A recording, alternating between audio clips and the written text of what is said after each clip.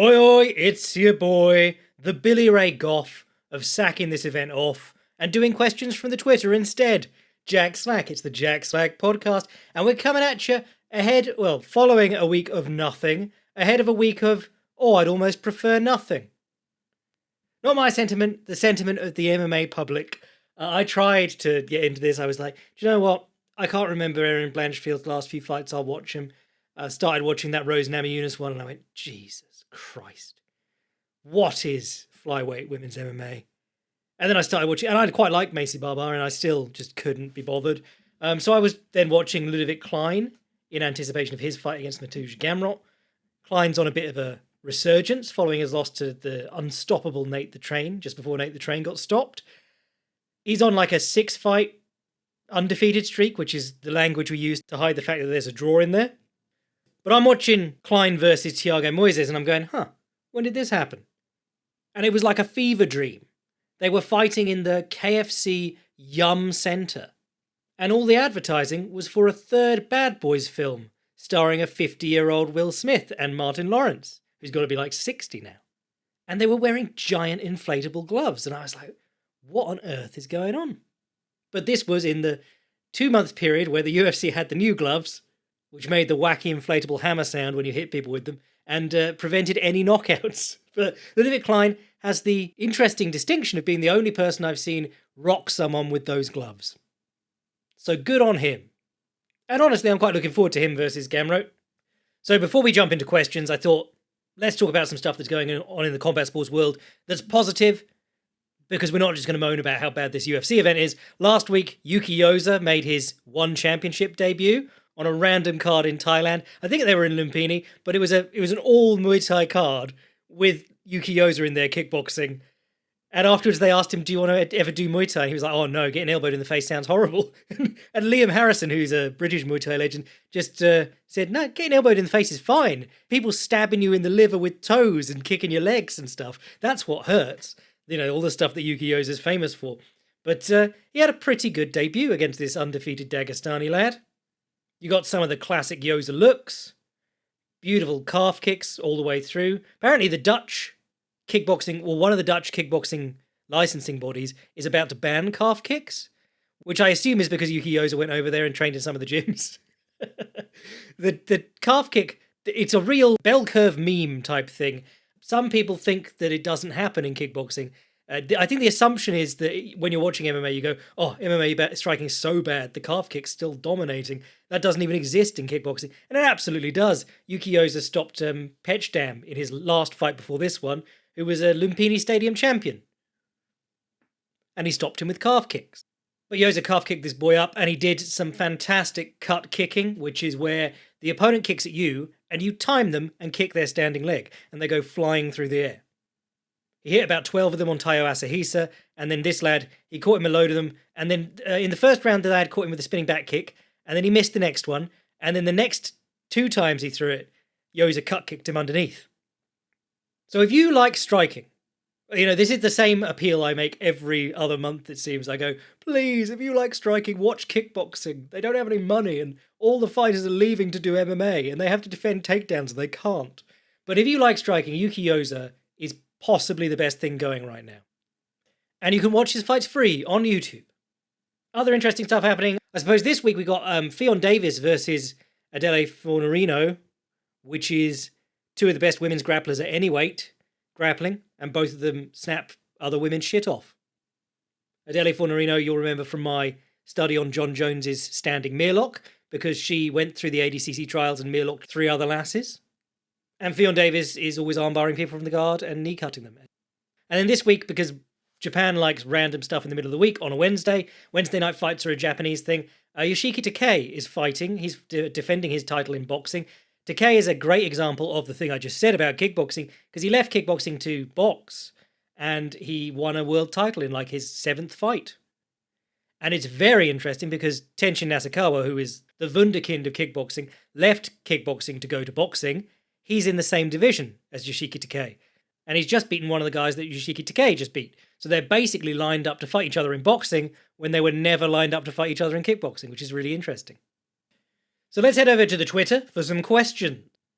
Kyle from Combat Chronicles is the top liked answer on this. Would you rather be married to Valentina Shevchenko or be in BJ Penn's immediate family? Oh, I come in trying to be positive. I say I'm going to be, I'm not going to just slag off the women's MMA main event for 30 minutes and then call it a day this weekend. We're going to do positive stuff, and I get hit with a would you rather marry Valentina Shevchenko or be murdered by BJ Penn question off the bat. BJ Penn is going through some serious psychosis type stuff where he's accusing his family of being replaced by lookalikes or clones.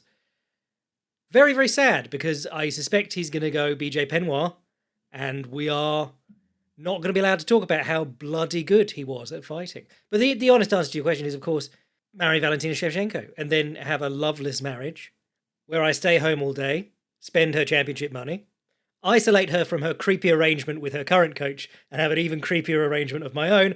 And then what I do is the classic women's MMA playbook move of insisting that I become her head coach and train her bad as a joke.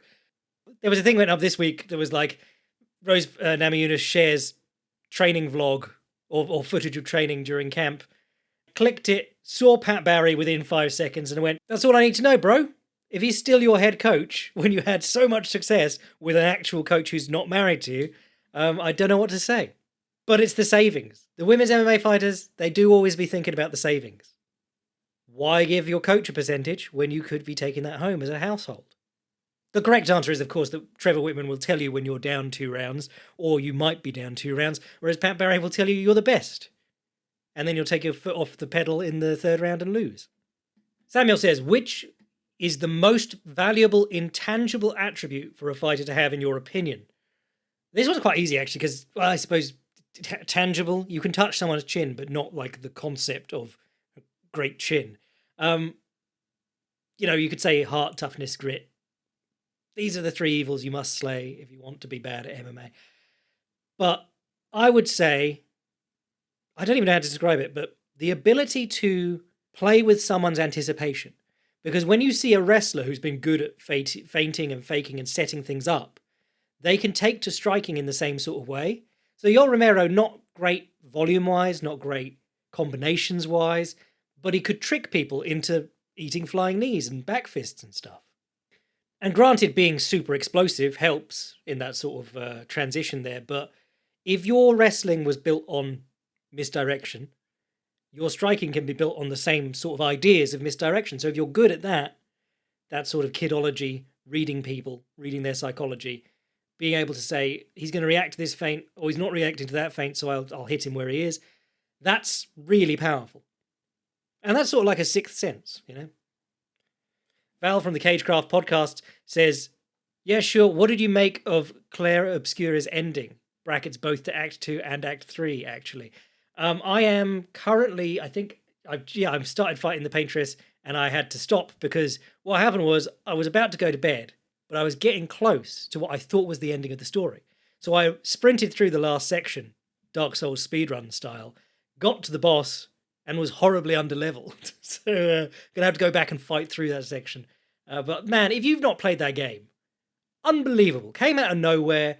They hired their writer from Reddit, where they were trying to be a voice actor, firstly, and then somehow they came up with this amazing story. They hired their composer, just finding them on SoundCloud, and the second boss fight with Renoir, I highly recommend listening to that piece of music because it is unbelievably hype.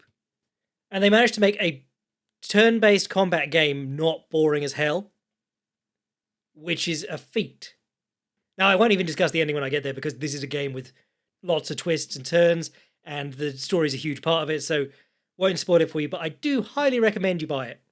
And I was watching 2 lads talk about this, saying like it could have been an Xbox 360 game, hardware-wise, when the rest of the games industry is in absolute turmoil right now. But it just reminds you, passion and talent go a long way. There are people who are very passionate about gaming and make bad games, and fair enough, but there are a lot of games that are literally just teams of hundreds of people pumping out slop every year with very few changes to the last iteration and charging huge amounts of money. I mean, they're going to start charging like upwards of $100 for games soon, which is crazy. Lil Triangle says, where would you rank Gegard Mousasi in your top 10 greatest middleweights of all time? Yes. Chinese Characters says, build your perfect fighter, attributes and general skill abilities in each phase. I'm going to have one of those templates where it's like, gives you the categories. I just searched perfect boxer template and it's given me cutout diagram, the thing you overlay on fabric to make a pair of boxers. Okay, right, here we go. Power, hand speed, explosiveness, chin, stamina, endurance, reaction speed. Man, this dude's listed hundreds of things here. Power, George Foreman. Hand speed, Prime Meldrick Taylor. Explosiveness, Rumble. Black explosiveness. Chin. Someone was talking about the great chins of MMA the other day, and I always pop into these conversations to just go, oh, excuse me, people don't mention Ben Rothwell enough. Now, Ben Rothwell did suffer some knockouts by the end. He got knocked out by Andrei Arlovsky, I think was his first knockout loss, but that was sort of being overwhelmed while tired. But for taking single shots and not caring, Ben Rothwell is one of the best ever. Definitely up there with Nelson and Roy Nelson and Mark Hunt. Stamina, endurance. Oh, I mean, Merab, you got to say Merab for any endurance-based thing. Reaction speed. Do you know how good Nicolino Locke would have been in MMA? I never know if I'm pronouncing his name right because I've only ever seen it written down or commentated on like Spanish broadcasts. So, but as they say, if you mispronounce a word because you read it, you're actually the smarter person, and you get to feel smug. But Locke was. They did studies on him and found out that his reaction speed was like half of most athletes. So you're watching him, because people always used to ask me to do studies of him back in the day, and I was like, I don't know what to tell you. Be born in the Matrix. The man could see everything. There are clips of him in like the 8th, 9th round of title fights with his hands on his thighs in front of the opponent, moving just enough so that their punch slides off his forehead. Now, if you had those kind of reactions, you could fight with your hands up by your temples the entire time and still sprawl and stuff takedowns easily. Which is why, as an older hobbyist in combat sports, I believe that reaction speed needs to be considered cheating like all other physical attributes. I'd add ringcraft, offensively, maybe Weidman in MMA. Obviously, offensively in boxing, I'd go Julio Cesar Chavez. You would never get off the fence. Defensive ringcraft, maybe Izzy, Cruz, Willie Pep, I suppose is applicable, boxing and MMA. Kicks, Yuki Yosa. Moving on, this is a tough one.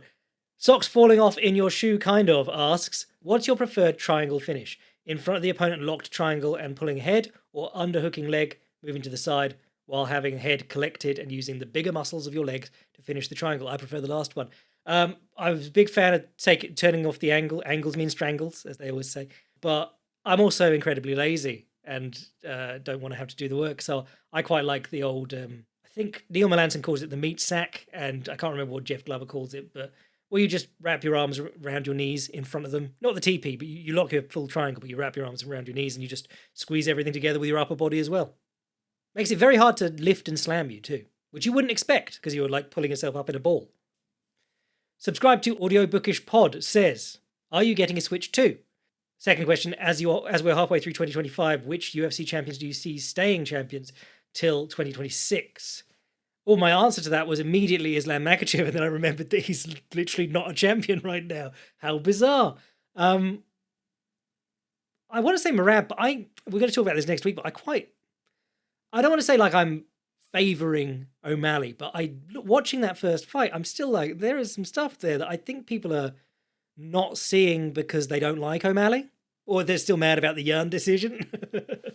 But I suppose Valentina, and or actually Zhang, because she's fighting less and less. I would just go for inactive people. John Jones, still going to be champion in 2026. That's what's impressive about people who defend their belts. Like, the hard part is taking a load of fights and not cocking up at some point. Almost doesn't matter who the opponents are at that point.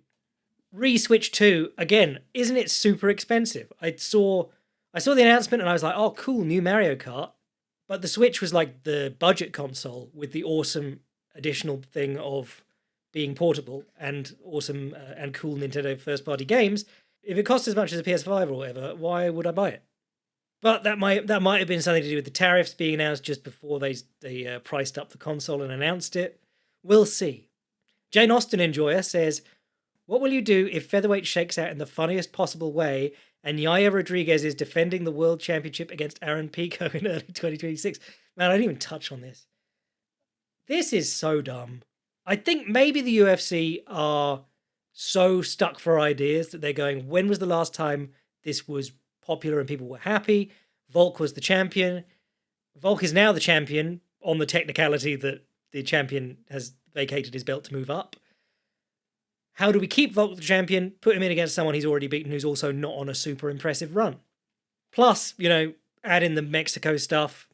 They have been pretty bad at just like not using. They had 3 Mexican champions. I say 3. Yaya had an interim belt, but they had 3 Mexican champions at one point, and they didn't take any of them to Mexico. Like when they had the 3 guys saying we're the 3 African champs, and they didn't bother doing an event in Africa. Now, granted, there are only so many places in Africa that are going to pay the ludicrous prices that the UFC would want for going to a stadium. But Mexico, they sell out boxing cards there all the time. Plus, you do feel for Evloev because he is doing his best. He's doing and his best should be enough. He's on like a 10-fight winning streak. Yes, it sucks when people whose styles you aren't particularly enjoying win titles, but I think it kind of sucks more when you've got a champion there who's just not going to fight someone. And it sucks even more if they're just going like, guy who really doesn't deserve title shot. Go on, get in there, give it a go.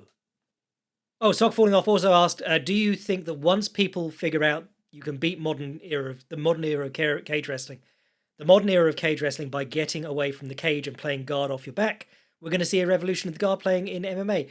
Nah. What I'm really intrigued by is the idea of when things get really bad along the fence, just giving your back and rolling off the fence and then defending your back in the open mat. Because I think when you watch people like Umar or Hamzat or anyone who's a cage wrestler picking up rear naked chokes along the fence, it's always because the guy's on his hands.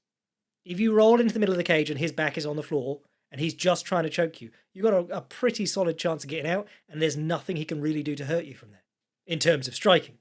Revolution of guard in MMA, I mean, look at Jack Della Maddalena's success with, I don't want to say guard play, because I think when you say guard play, it implies staying on your back and trying to throw up submissions, but being able to go to your back and scramble up off your back and not be ruined when you are on your back is invaluable. You want to make them work for every inch on the way down, and then you want to immediately get up and take away everything they just worked tooth and nail for as fast as possible. Furquan says, did Topuria run from Volk and Diego? I mean, I think there's always an interesting thing with Topuria because certainly Holloway fought a very good fight against him and got caught. And, the getting caught is the genius of Topuria. He makes those connections happen, the big ones.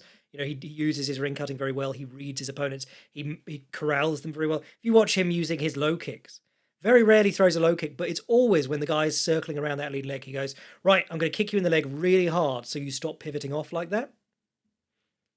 There's a lot going on in some quite simple punching combinations. It's a jab and an overhand. And you're going, why is the jab overhand working on the highest level fighters in the world? Well, because he's corralling them into the cage and cutting them off and using pressure effectively. But Max was having a really good fight against him the first time round, and Volkanovski was not doing bad. I rewatched the Volk fight recently, and I do think he was looking panicky, and I didn't like how he was fighting. But he wasn't having a bad fight until he got caught. So the Volk rematch intrigues me more than I think.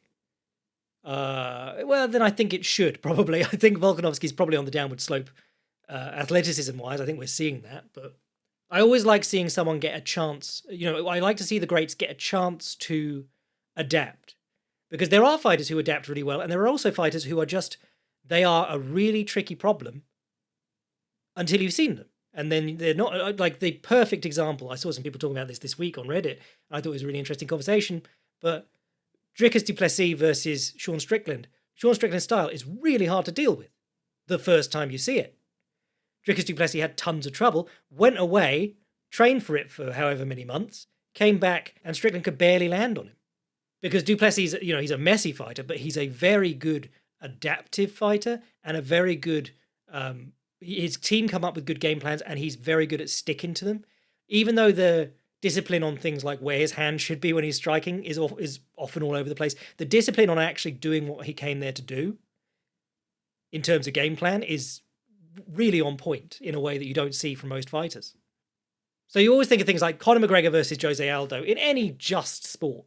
Jose Aldo would have had the rematch. Maybe Conor McGregor beats him again, but that's the greatest, the longest reigning featherweight of all time, the greatest featherweight of all time at that point. Go off in the comments if you're going to argue about that. I don't have a dog in the fight, but an all-time great at the sport. Everyone else gets instant rematches much easier than that, but they wanted to do something different with Conor because he was a star, and it never came round again, even though they could have done it at a later date. But just because McGregor Mania took off, that insulated him from the usual procedure of you beat a great champion, but he does get the rematch. But Topuria Diego, I mean, Diego's thing is, Diego's strength in that matchup is that he takes a ferocious shot and he's very game and he'll trade with you. And if you put him on his back, he'll keep attacking you. But from a technical perspective, I am not seeing a lot from Diego Lopez that is trouble outside of the physical matchup.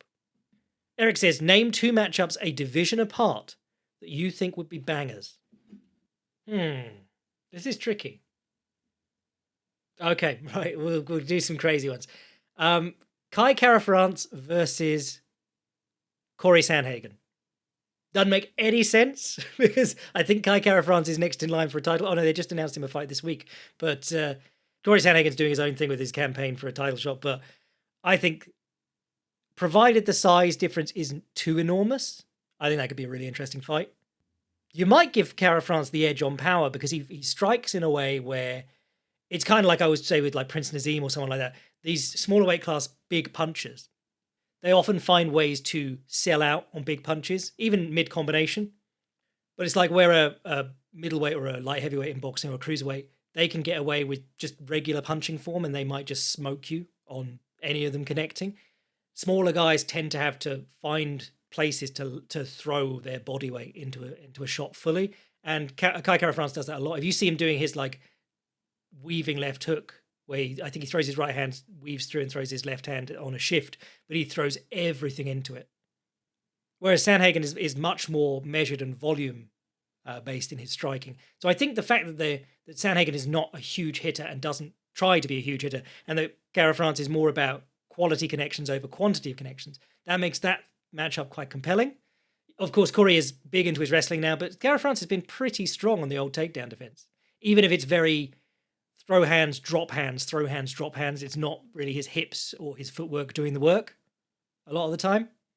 How's that for a weird one? What else have we got? I think Arnold Allen doing something at lightweight could be fun. Maybe we go really weird. Arnold Allen, super fast featherweight, versus Benoit Saint-Denis, very slow, very big lightweight. And both southpaws, so out of their comfort zones all around. Those two, interesting enough? Fire Mick Maynard, fire Sean Shelby, hire Jack Slack. I will take 1.5 times their salary. I don't even need both salaries. Give me 1.5 of Sean Shelby's, and I will do the job of both. Nathaniel says, what are the best judo throws for a long boy? You're asking the world's worst and least educated judoka here. But I have heard people say that Taya Toshi is better for long boys, which is where you step real deep on the turning throw. You get your foot in front of theirs. And ones like Ukigoshi, where you step inside, are better for short boys. Just what I've heard. Could be completely wrong. There was a really interesting Ask Me Anything with Travis Stevens on Reddit years and years ago. I think he had some pretty strong opinions. Someone was like, this is my Tokuiwaza, which is favorite technique in Weeb, and I'm having trouble with this, this, and this, and I'm like 5'5", and I weigh this much. And his first response was like, you're 5'5", and you're wasting your time with X throw. You should be all about the Y throw, blah, blah, blah. But it was really interesting to hear it from that perspective, because there are obviously, hundreds of techniques in judo, hundreds of ways they can combine, but the guys who get to the highest levels, they really do specialize in like a handful. Shady Stevie says, what's a part of the current MMA meta that just kind of annoys you? I mean, honestly, the double champ stuff really annoys me because of the way that it plays out, but I recognize that it is people who should be making a lot of money in their own way fighting against the procedures of the UFC. It's just them trying to get any kind of leverage they can. Because if you can hold up 2 belts, if you can hold up 2 belts when there are only 8 men's belts and there are only 4 women's belts, like that should give you leverage. But it doesn't seem to be working that way. I mean, Henry Cejudo is the perfect example of it not working that way. In terms of like technical meta, I don't know. I feel like inactivity is rewarded if your back is to the center of the cage and you're pushing into the guy along the fence. You know, the way that Aldo lost to like Merab, and you've seen loads of guys lose this way. But if you're stopping the takedowns and the other guy wants to get you down, I feel like at the very least that's stalemate. That should be draw round. But realistically, if the other guy is making a good faith effort to take you down and you're stopping him, I would call that like you doing the more impressive thing, fight-wise. But there's no perfect way to do it, because like you can't just. I don't want people winning fights on leaning on the fence and being hard to take down. Nerevar says, how do you rank the current champions by kissability? Right, let's do this. Who we got? John Jones, Tom Aspinall, Magomed Ankalaev, Dricus du Plessis, Jack Della Maddalena, Islam Makhachev, Volkanovski, Dvalishvili, Pantoja. I mean, Pantoja is gorgeous. There's no two ways about it. Pantoja, du Plessis, Makhachev, Aspinall. No, Jones, Aspinall. I don't want to count Jones, though, because he's not a champion. Did I do Volk? Volk. And then I suppose it's the Busted Nose crew bringing up the rear with Merab and Jack Della and Magomed Ankalaev. And because we're not sexist women, Valentina Shevchenko, obviously, I want to smooch her. Zhang Weili for respecting the fighting pen. And then Juliana Pena, because someone has to come last. I'm sorry. Strong Machine JK says, Yuki Yosa versus Jonathan Haggerty, who wins? Oh, me. I win that fight. The world wins from that fight. I would say Haggerty has surprised me in kickboxing, but I think I'd have to go with Yosa. But it's a really compelling matchup because you've got two guys who are very much make their living by kicking, but completely different styles. Haggerty's all about the teep and using the teep to set expectations, lifting the leg, jumping in behind it with, elbow, right hand, whatever. And finding out that he has decent power in his hands recently has really helped him out, and he's improved in leaps and bounds. Whereas Yuki Yosa is just like an octopus playing the drums when he's kicking at you. Both stances, both legs, high-low. He's kicking both of your legs with both of his legs. And that's a very realistic fight that could actually happen soon, so that's crazy. Actually, how heavy is... Oh, no, I think they are similar weight. Yosa's lightweight in K1, but I can't remember what that is in kilos. Matty says, do you think we will see a return to center of the cage takedowns given that anti-cage wrestling is more or less solved? I think because anti-cage wrestling is at best stopping the takedowns or getting back up, and then the hard part is breaking away, and the time spent stuck against the fence is awarded to your opponent, I think it's not really been solved at all. But there's always going to be guys who are decent at center of the cage takedowns, and they'll always be a pleasant surprise and a mix-up to the rhythm of things. You had guys like Tyron Woodley and Rustam Habilov used to stand with their back to the fence and shoot to the middle because they didn't want the opponent using the fence to keep them up. Crafty says, with the UFC's lightweight division, we got tons of new-gen action fighters, but none of them, besides Arman, have been able to make it past the old guard. Do you think this is a lack of skill on their part, or just the old gen being that good despite their age? I think we're very lucky to be living in the era of Oliveira, Poirier, and Gaethje, who are just, I think, some of the best talents ever. I think someone asked a question about this later on, like ranking champions and stuff, but there will always be guys who didn't win belts who are better than a heap of the guys who did. And I think because you got Makhachev, who's so good, Poirier, Oliveira did win the belt, but Poirier and Gaethje, they're so good. And they're just not going to get to touch it because Oliveira and Makhachev were around at the same time. Meanwhile, you can run up defenses in other divisions or even in this division at a worse time. And it'll mean more to people who are checking records on Wiki, but it won't mean more to people who are actually here going, oh my God, how good are these top four at lightweight? Though there has been some odd stuff happen in that lightweight division in the contender ranks, because I saw someone post that Guram Kutateladze and Damir Ismagulov are a combined 0-6 since their first losses in the UFC, which is crazy. I know Guram had a load of injuries. Ismagulov, I felt like he just sort of got a bit worked out by some of his opponents, but they were both very promising fighters and they just had really bad drop-offs. And it does happen in combat sports, and it can happen for loads of reasons. It can be like stricter drug testing, it could be the IV ban, it can be that, mileage catches up with you, and it might not be fights, because we all go, how can he have CTE? He barely got hit in his fights. And it's like, well, no, he's in the gym sparring all the time. It can be the process of peaking your body for camps. Working yourself up to a sharp point 2-3 times a year, that'll take it out of you. William from Open Note Grappling. Man, half the people who ask questions on my threads just make good content of their own, so go follow some of these guys. William from Open Note Grappling asks, how does John Jones and Aspinall stack up among other ducks? Do a power ranking of famous ducks in combat sports history and explain why they were ducking their opponents. Well, that's a tricky one. Ducking, this is actually, people ask my least favourite part of the MMA meta. The two things we've stolen from boxing that I absolutely hate. The all-powerful undefeated record, where the undefeated record means more than who you actually fought, even if you lost. And the obsession with he said, she said about the negotiations for fights.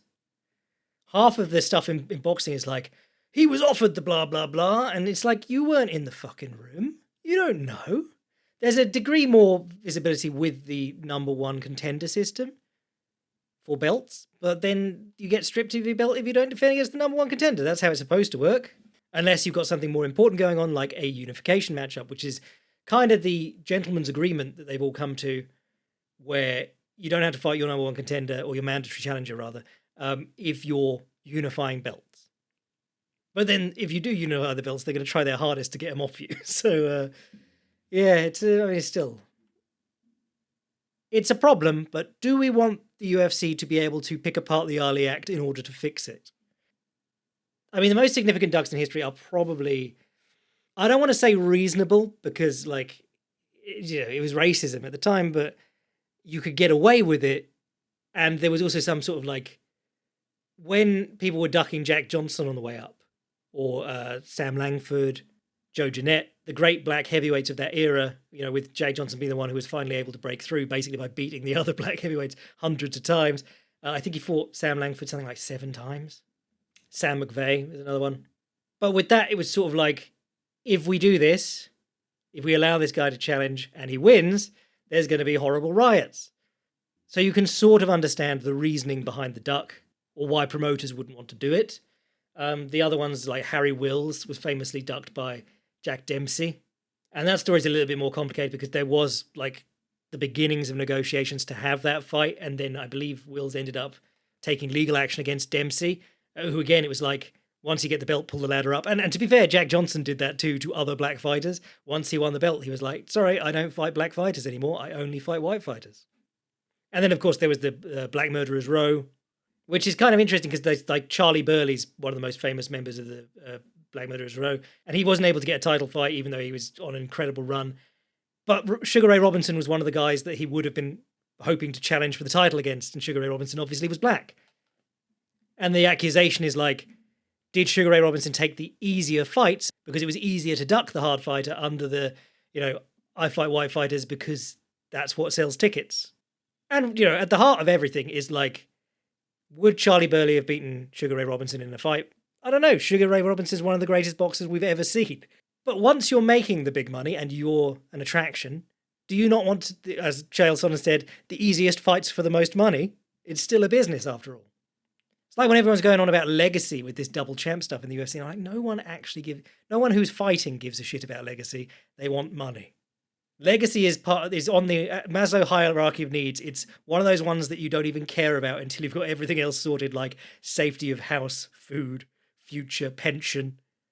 In the UFC, the biggest duck ever was, I don't remember all the details, but I do remember Jermaine Durandamy won that belt that was sort of made up. Was it the fight with Holly Holm? She won it, but the women's featherweight belt. And they said, right now you're going to defend that against Chris Cyborg. And she said, I don't think I am, actually. And then just sat out, and they stripped her. And then she disappeared for a year and a half and came back, and it was like nothing ever happened. It was really weird. And it was just one of those weird bits of trivia, halfway through a fight, John Anik will go, Jermaine Durandamy, actually a UFC champion. Huh, isn't that funny? Can you believe it? Dylan says, could you laugh at Felder or Gooden saying the fighters turn up and fight hard at the Apex so they can prove they're ready for the live shows? Brackets, I wasn't sure which one said it, and I wasn't rewinding. Yeah, I mean, the stuff that they say on the broadcast now, I'm like, that's embarrassing that you're allowed to admit that. Like DC saying, look, the only way you're going to get through to the UFC now is by coming in late notice because of an injury. It's like, what other sport would admit that? That's just, yeah, crazy. Jojo says, aside from Jack and Charles, who had championship runs you did not see coming? I presume that's Jack Della. But I mean, Dricus du Plessis, I am more impressed by this guy every time he fights. I'm still going to be like favouring Khamzat Chimaev, just what we've seen of him. But Dricus du Plessis is still getting memed on for how he fights. And the how he fights is the mechanics, but the how he fights, tactics and stuff, one of the best I've seen in MMA. And I didn't think he'd do it. I was watching him against Darren Till going, this dude, this guy is in the rankings. And he's just looked better and better ever since. Stamkos says, look back at the 2006 K1 Heroes Lightweight Grand Prix. If you missed it, there was a film room that I did on Joachim Hansen versus Kaoluno, a legendary lightweight fight from 2005, 20 years ago. So high level, explosive knockout, one of the best knockouts you'll ever see for the finish. You should go and watch that film room right now, and then you should go and watch the actual fight. I'll talk about the K1 Heroes Grand Prix probably on a later film room because I don't think anyone owns any of those fights. Theoden says, thoughts on the UFC not letting Volk and Evloev fight each other and instead, yeah, I mean, I talked about this already. It's wank. It's wank is what it is. Zwarte said, who had the best MMA retirement, i.e. stop fighting at the right time and on top, and why is it GSP? I mean, the Johnny Hendricks one sort of takes the shine off it, but he did come back and beat Bisping, but that was quite a calculated move, and it sort of held up the actual middleweight title because the best middleweights in the world were actually Rob Whittaker and Yoel Romero at the time, and possibly Mousasi if you're that way inclined. But I would say Robbie Lawler, to be honest. He was washed and he lost it. He was not near going out on top, but he went out in just the right way. I really think they stuck the landing with the Lawler retirement. I wish every MMA retirement could be like that. Normally, it's like they go out silently and we don't get anything. We got a video package about Stipe Miocic a week after he retired in the middle of the day in America on a Chinese card that no one was watching. Or they go out and you get just this unbelievable pomp and circumstance and you're going, for this guy? You snubbed Stipe and we're going all out for Michelle Waterson or Anthony Smith? Anyway, I reckon I've gone long enough today. Oh, I meant to shout out, I was watching this new instructional by Kenta Iwamoto on the subject of back escapes. Really good. It's called Ninja Escapes. He's a B-team guy. Well, he's a Japanese guy who trains at B-team. But I think he goes back to Japan to enter the Asian trials for ADCC, if I remember correctly. But dude's sick, and he's got a really good instructional on back escapes out. And I think that stuff, back escapes, is an area where in MMA it's almost worth giving up your back because they'll go on your back, try and choke you. If you can hold their hands, they've got nothing else to hurt you, and you can get on top. Anyway, I'm your boy Jack Slack. Go check out the film room I did last week because it's good. And I'll do something fun for the boys this week because, Erin Blanchfield versus Macy Barber is our main event. I'm your boy Jack Slack, you're my boy, and I'll catch you then. Jordan Levitt and Alan Nascimento sneaking some class into the undercard of this one. Bless.